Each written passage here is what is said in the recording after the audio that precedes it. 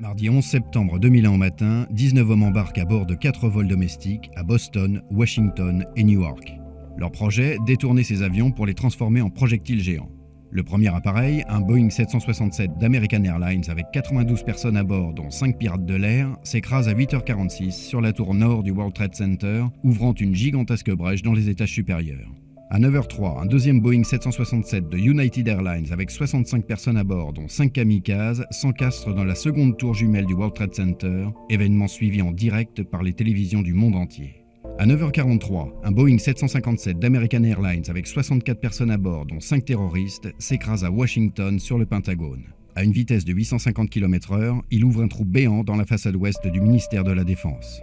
À 10h06, un quatrième appareil, un Boeing 757 de United Airlines avec 44 personnes à bord, dont 4 membres d'un commando, s'écrase dans un champ près de Shanksville, en Pennsylvanie. L'objectif précis des pirates de ce vol reste à ce jour inconnu, mais à environ 20 minutes de vol de Washington, l'avion aurait pu frapper le Capitole ou la Maison-Blanche.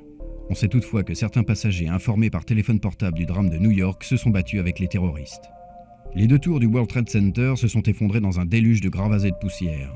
La tour sud à 9h59, la tour nord à 10h28.